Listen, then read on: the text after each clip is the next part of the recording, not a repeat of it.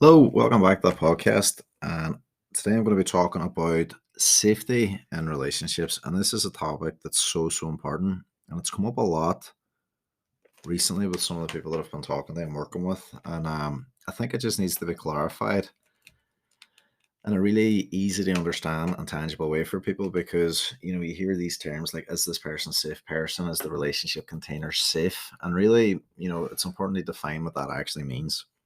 So, at the core of a safe relationship, really, what we're talking about is that there's a foundation of respect and there's a foundation of trust there. There's an element of consistency in the behavior that's showing up in the relationship between the two of you.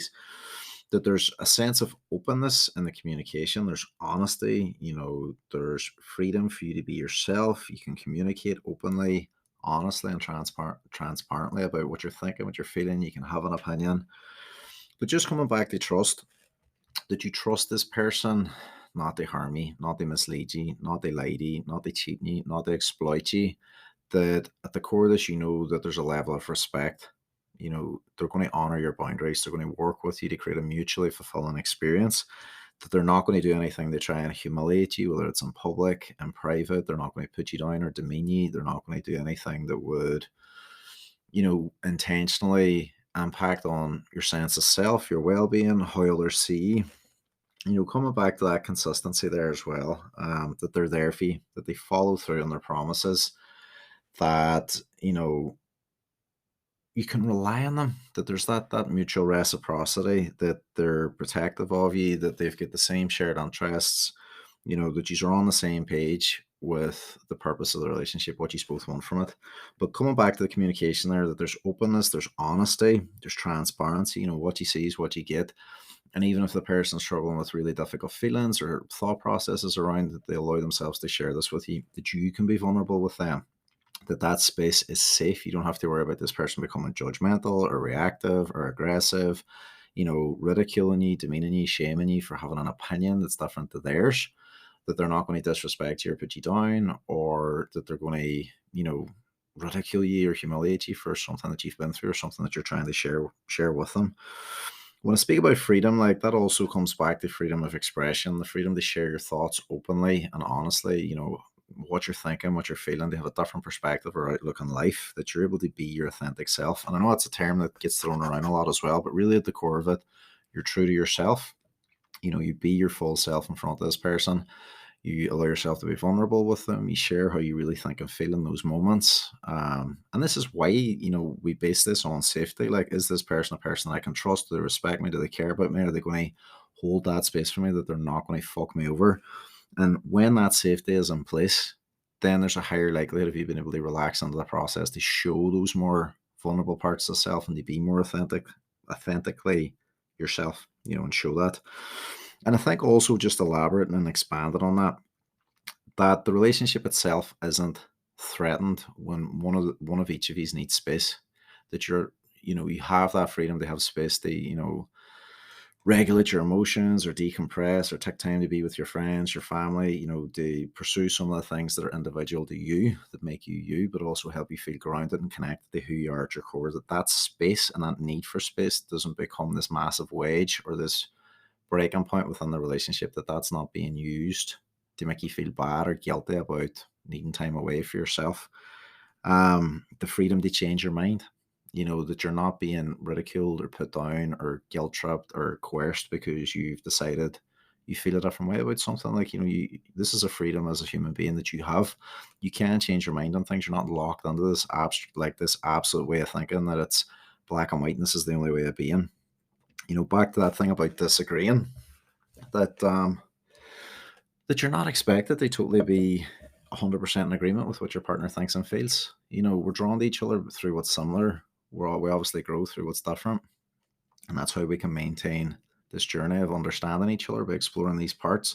But the thing is, like, you're not always going to agree on things. You're going to come from different backgrounds, different cultures, different experiences in life, the things that have shaped you and made you you and them who they are.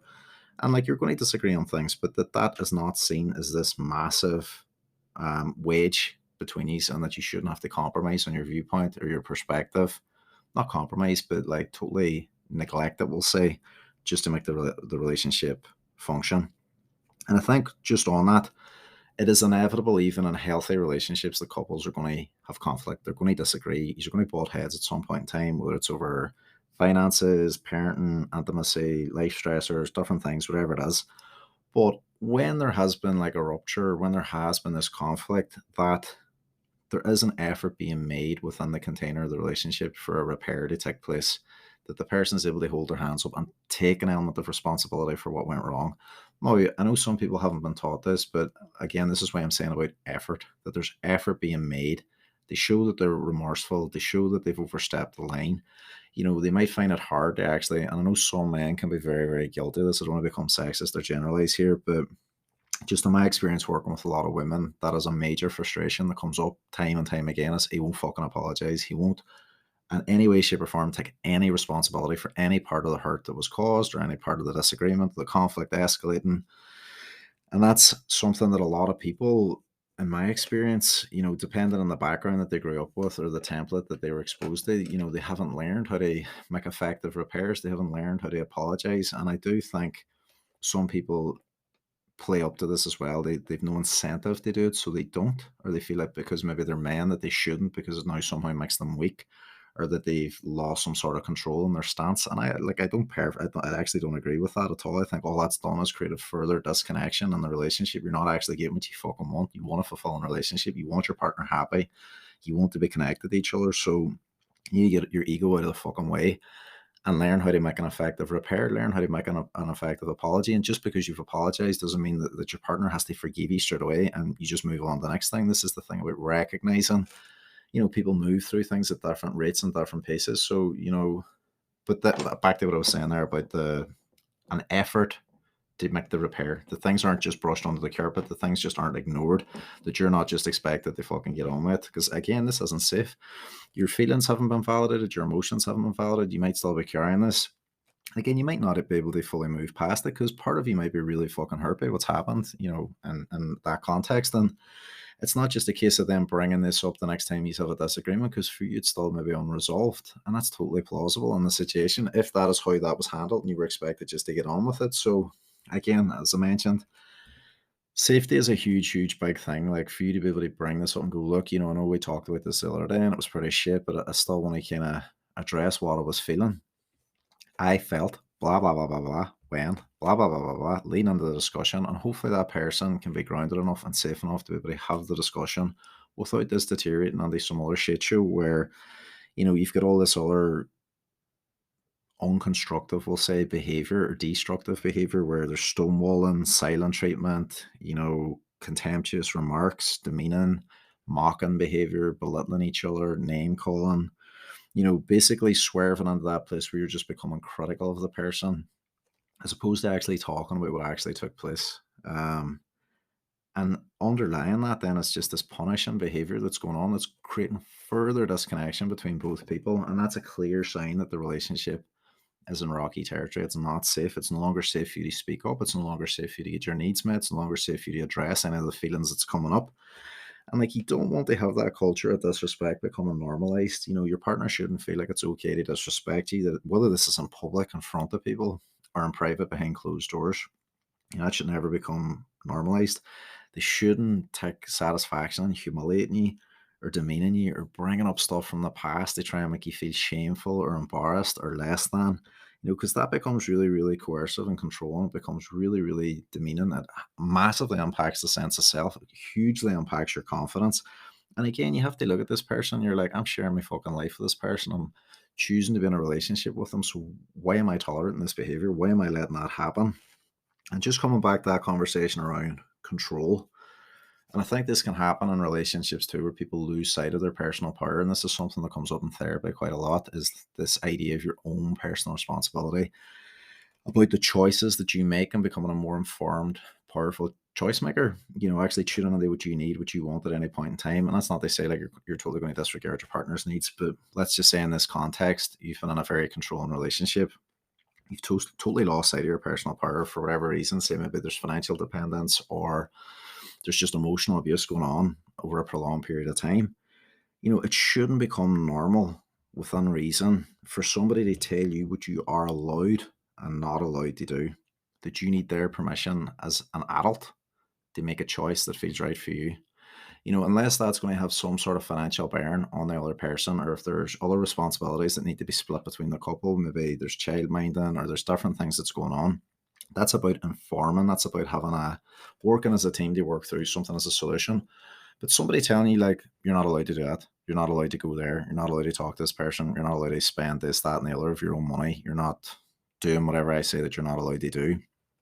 That is a really, really, really telling sign. That's a massive red flag. That can't become normalized. And unfortunately, some people will tolerate that and it'll just go on and on and on and on. And it'll become so far normalized that, other people will start noticing. They might even say anything, but it's just very, very overwhelming. And again, it's a clear sign that the relationship isn't safe because you haven't got the freedom to make your own choices. You haven't got the freedom to say what you really think and feel. You don't get the freedom to do things. You're running things past somebody for permission, and it's your fucking life at the end of the day. Like, and all this, I could expand on this massively if we were talking about signs of emotional abuse, because this is classic. Like, that comes up a lot. There's a lot of controlling behavior that you'll find in emotionally abusive relationships. Um, but isolation as well can sometimes go hand in hand in that, where they're creating this dependence that you'll always be around them, you'll always be accessible, you'll always be available to them and their needs. They might drive a wedge between you and your support network, causing drama between you and your friends, you and your family, the people that you've had around you that maybe threaten that person's influence in your relationship. And the thing is, like, once you're isolated, like from your friends and your family, you lose sight, you're in this bubble. And this is when this can become much, much more detrimental and more damaging, because you're constantly being exposed to this behavior. You have no buffer to it. You've no outside influence helping you kind of connect back to yourself and see it for what it is. And there might also be embarrassment and shame that this is how you're living. And it's really, really full on. And that, obviously there's a lot of nuance that goes into this. And I didn't think I was going to deviate into this conversation around like how these abusive behaviors can surface, but it does go hand in hand when we're talking about safety. And this is one of the other things that really gets a bit murky, and it kind of pisses me off a bit about social media when I see terms like gaslighting being misused, or trauma being misused in terms of like when it's being applied to certain scenarios. And the thing is, like, with gaslighting, anybody that's ever been gaslit will realize that it's not the same as somebody disagreeing with you. It's not the same as somebody being emotionally abusive towards you. It is a form of emotional abuse, but it's not. Gaslighting is somebody attacking your entire identity, somebody attacking your entire grasp on reality, to the point where you don't know whether you're coming or going, that your entire sense of self, your entire sense of direction, everything that you thought was accurate has been challenged and completely turned upside down by this person, to the point where you actually question your sanity. That is how severe gaslighting is. It's not just somebody disagreeing with you. It's not just somebody being disrespectful or abusive towards you. There's very, very, very sinister, serious overtones with gaslighting that set it apart as a form of abuse in itself, because anybody that has been gaslit really, really struggles to trust themselves, to trust their grasp on reality, to see things for what they are. And it's so dysregulating that it takes a lot of time to kind of come out the other side of it. And like, I don't know, I think I'm just ranting, because I see things sometimes on TikTok, I see some things on Instagram, I see things being misrepresented. And the thing is, if people knew the severity of some of the topics that they were talking about, they would realize, like, bringing awareness to something is important, but misrepresenting something that's so, so serious and so, so damaging to the people that have been exposed to it, it kind of takes away from what those people have endured and what those people have experienced. And it's just something to be very careful of if you are consuming media online, that you're, what's the words I'm trying to say? That you're just conscious that not everything that's represented online is an accurate reflection of what it is therapeutically. So just on that anyway, if there's any form of fucking gaslighting going on in your relationship, major red flag, massive, massive indication that you need to get away from that space and get away from that individual. Again, just on that, there's no place for aggressive or violent behavior in a safe relationship. If you find that you're walking on eggshells, that is a major, major indication that something needs to change, because you're living in fear. You're waiting for the next reaction. That's not good. It's massively taxing on your actual physiology for a start, with what that's going to be doing to your adrenals, your kidneys, your fight or flight constantly firing. It's going to affect your stress levels, your sleep.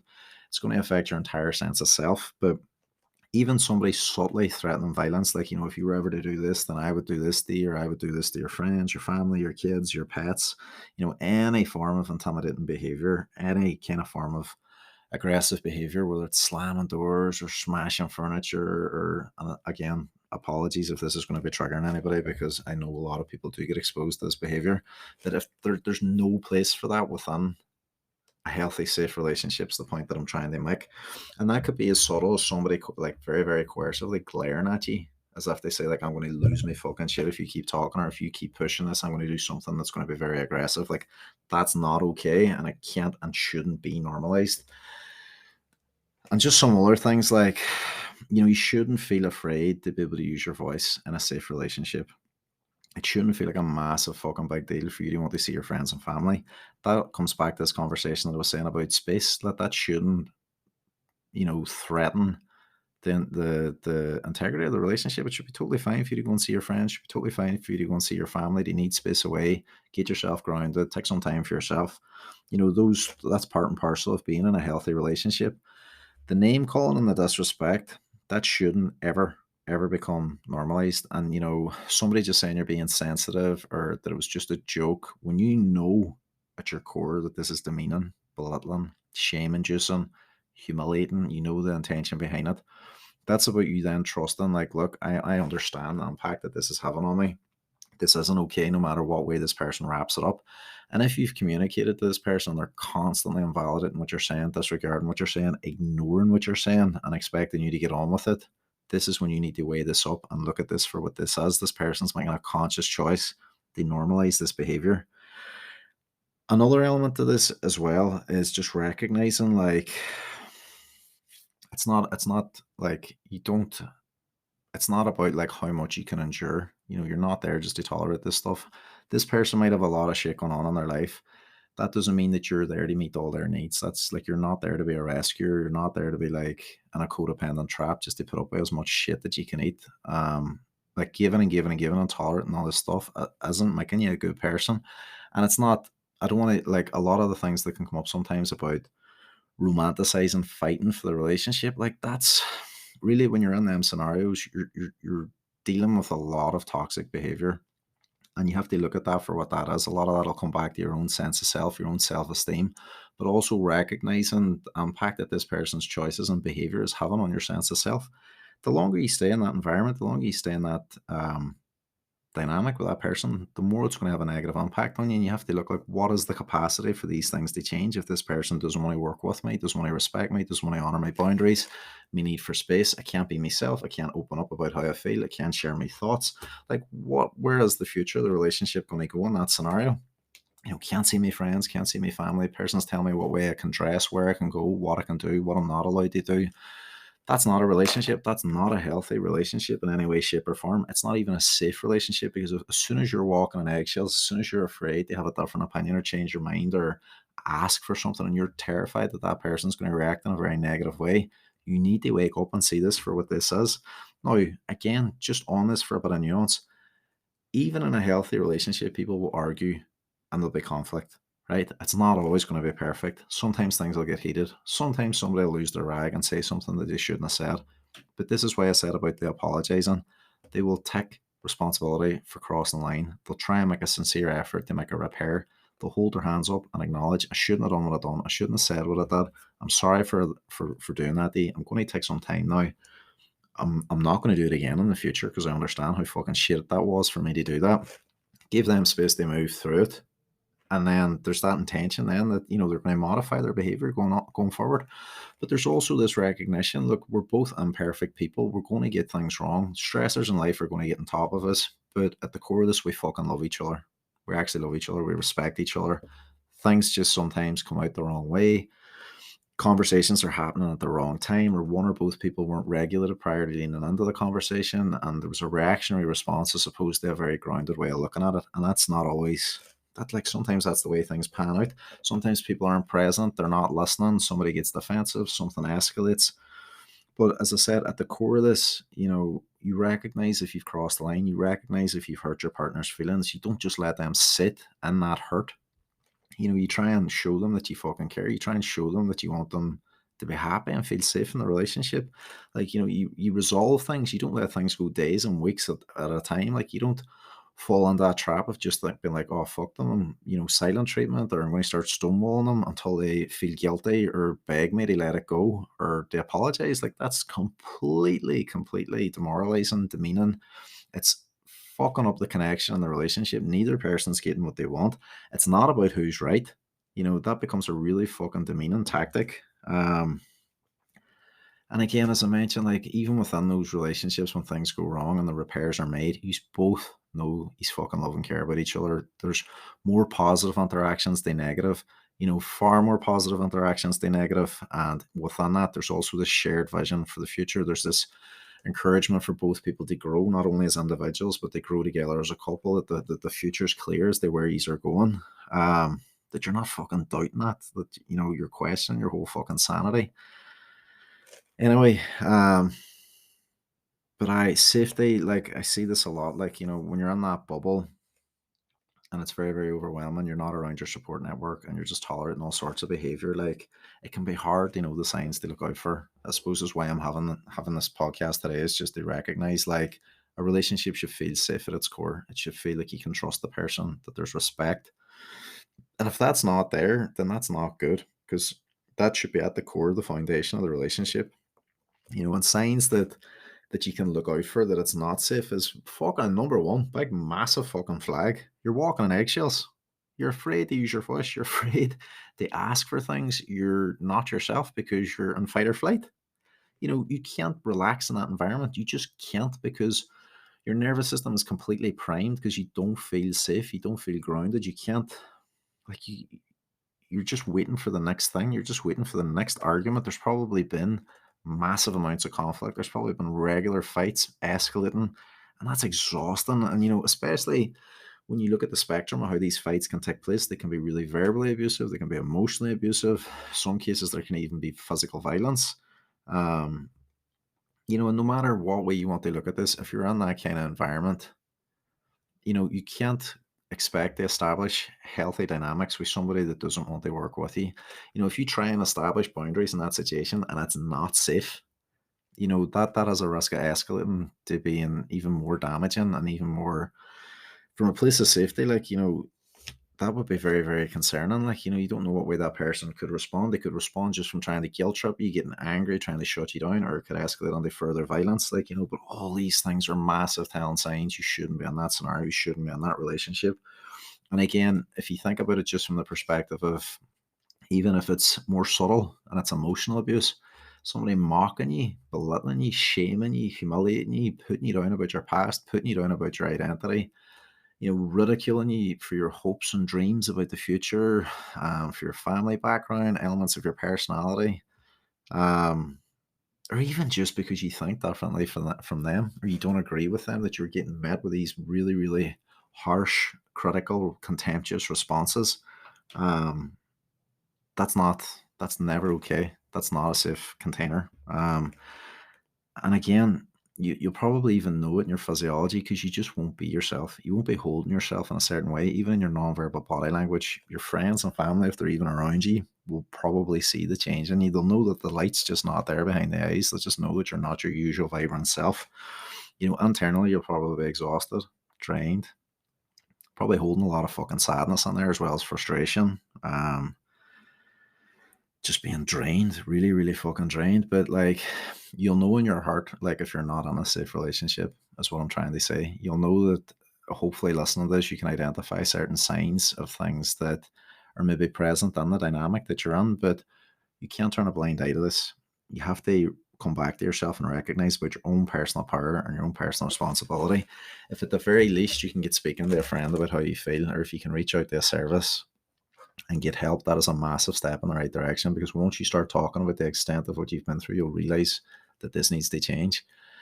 This obviously gets a lot more complex when there's kids involved, but, like, you also have to remember, like, that is going to be an element of their template. What they're exposed to, what they're going to see, behavior that's being modeled. And part of this for you as well is also modeling the change. It's also about getting yourself out of that situation, coming back to yourself, taking the time to heal and move forward from it, because you deserve to be in a safe relationship. At the very fucking bare basics, you deserve somebody that loves you. that you trust, you know, not to break your confidence, not to use your secrets against you, not to humiliate you, not to embarrass you or put you down in front of your friends, your family, your colleagues, not to like lie and mislead you and keep massive fucking secrets from you. There's an element of respect there at the core, that they respect you as a human being, that they respect that you've got wants, needs, that they work with you, that they honor your boundaries, that there's consistency in how they show up for you. They keep their promises, they follow through on the things that they say that they're going to do, that you can rely on them, that they've got that consistency as a partner. But I mean, like, even in the very basic things that we were talking about there earlier about openness, that you can be yourself with them, that you can share your thoughts, that you can have different opinions, that you can talk about what you think and feel about something. At the very, very core, that space is there for you to come to them and open up about something that you're maybe feeling a wee bit vulnerable about. And again, when things do go tits up, that person can take responsibility for their part in the disagreement or the conflict, that they want to make a repair, that they don't leave you there in the hurt, that there's an effort there for things to be regulated, for to keep both people back on track. And that at the core of this, that you fucking love and respect each other. That's really what I'm saying there about the safety in the relationship. And it's so, so important. It really, really is. And I don't think anybody should be settling for less than that. And like, look, as I mentioned there in a previous podcast about the stonewalling, contemptuous behavior and criticism, this can't become the norm. If you're catching yourself doing this, or if you're catching your partner doing this regularly, tune into the fucking impact that this is having on you. How can you feel connected to somebody when there's constant stonewall or silent treatment? How can you speak up and get your needs met if you're getting met with contemptuous behavior, people attacking your personality, attacking your sense of self, making remarks about, oh, you're just a lazy X, Y, and Z? You know, Complaints are very different to criticisms. You can complain about something not being done, you can express a need that you would like help with. But this is the thing about working on your relationship, choosing to work together. They learn these skills, they learn how to communicate, they learn how to apologize, they learn how to make a repair. In part, also learn how to ground yourself, learn how to regulate, self-regulate as well as co-regulate, because we are wired for connection. And also how in doing this we can build, that sense of trust, safety, respect. And then ultimately when that safety is there, we can start to work on the connection. And that's something that I've been working really hard on in the background this last couple of weeks, is putting together a program for people, in their relationships. They build that sense of connection, they build that sense of trust and respect with each other, to explore all these aspects of self, to get that massive understanding about each other's journeys. They learn how to self-regulate, they learn how to address certain scenarios with each other, whether it's to do with intimacy, whether it's to do with trust, respect, so that there's nothing left to chance, there's nothing being left to the sense of assumption. Um, but anyway, I just want to say thanks so much for listening. A few people messaged me there about the last couple of podcasts, and I'm so, so grateful that you share your experiences with me. I'm glad these podcasts have helped in any way. If there's any more topics that you would like me to talk a wee bit more about, please do get in touch. Also, if you are interested in this couples course, I am going to be launching it very, very soon. You don't need to be married, you can be in a partnership, or you could be just dating, or you could be just out of a relationship. There will be something of value for everybody within this. Just keep a wee eye out for that on my social media. Other than that, just thanks so much again for listening, and I'll see you again soon.